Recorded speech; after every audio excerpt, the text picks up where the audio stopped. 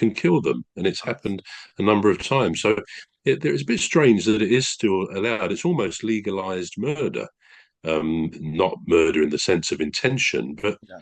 given that people do die as a result of it, then it's a wonder society allows it. But I think probably if there's a reason for it, somehow the powers that be or society, which is all of us, feel that it's something within us that it needs to be satisfied. This desire to, I don't know, to get the better of someone else, or more likely to watch somebody doing that. It comes back to the gladiator bit. We perhaps inside all of us, there's something not which wants to see people hurt for its own sake, Yeah. but just revels almost in that level of brutal competition.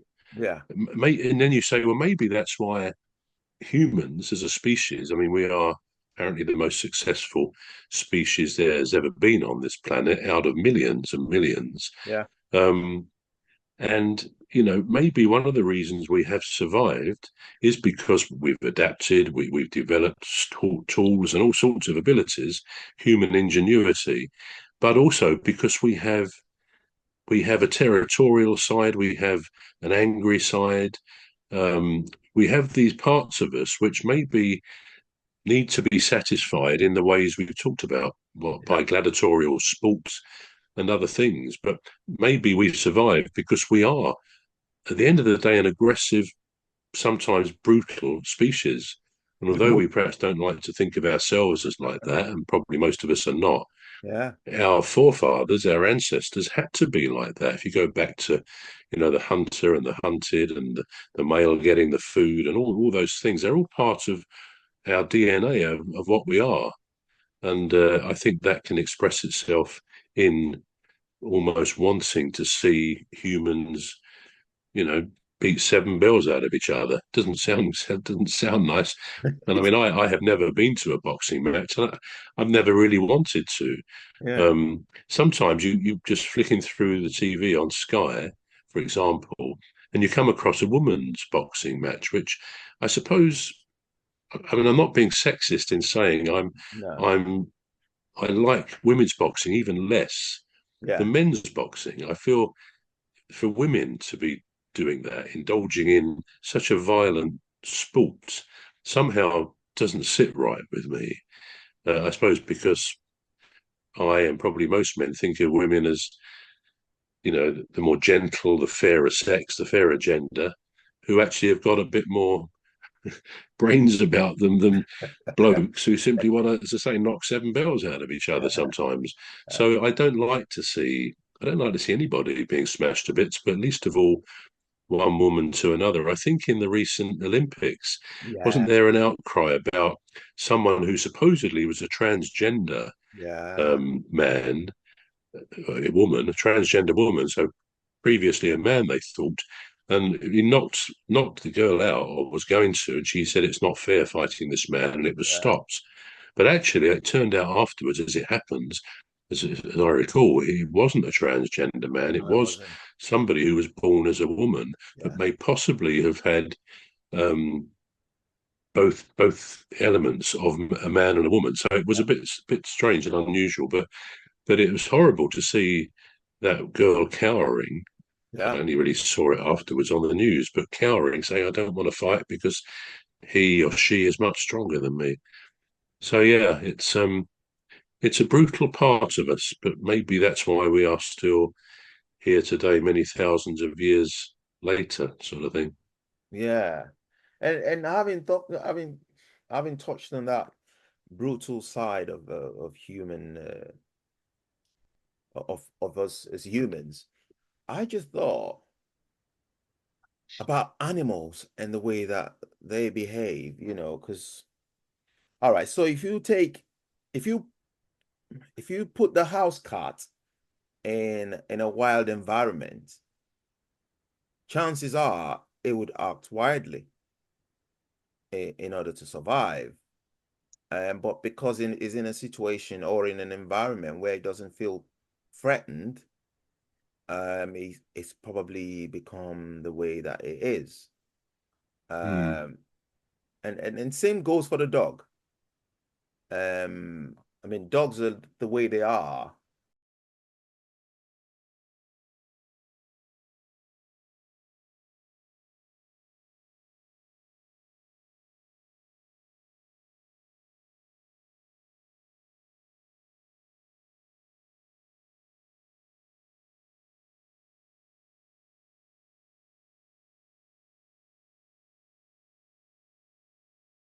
Is in a situation or in an environment where it doesn't feel threatened, it's probably become the way that it is.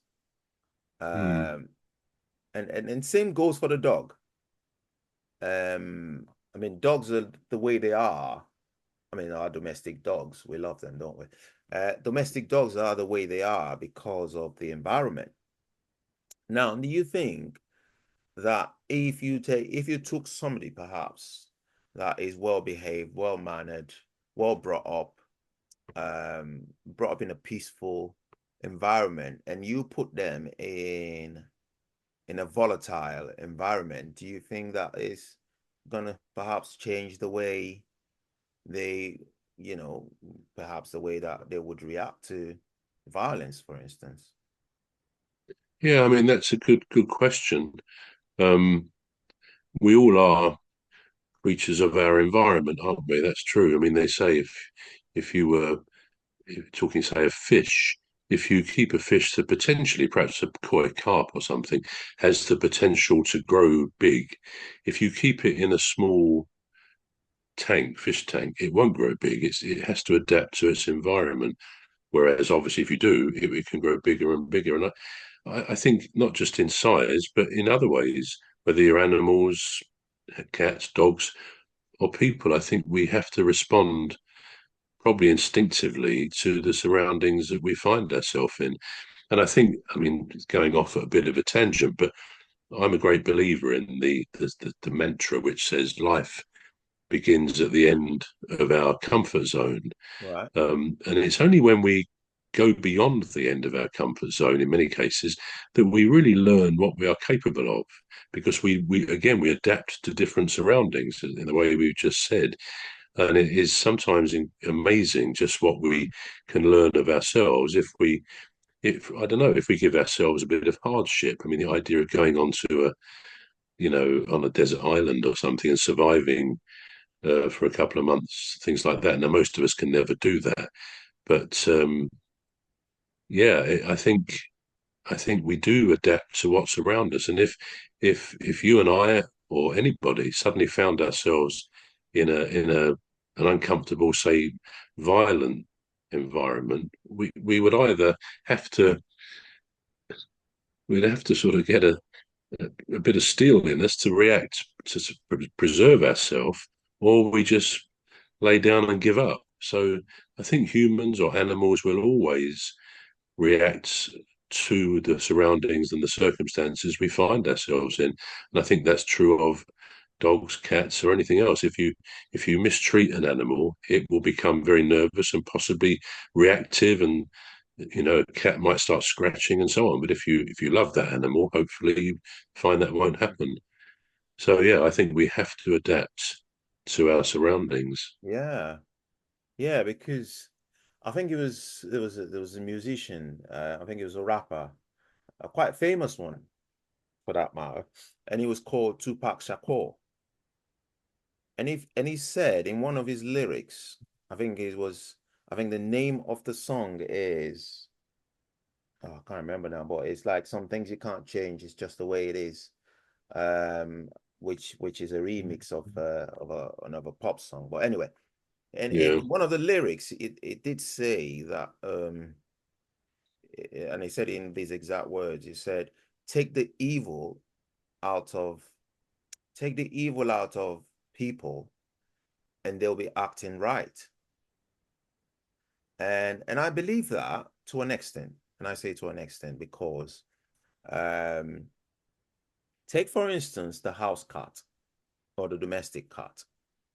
You do have some domestic cats that will still scratch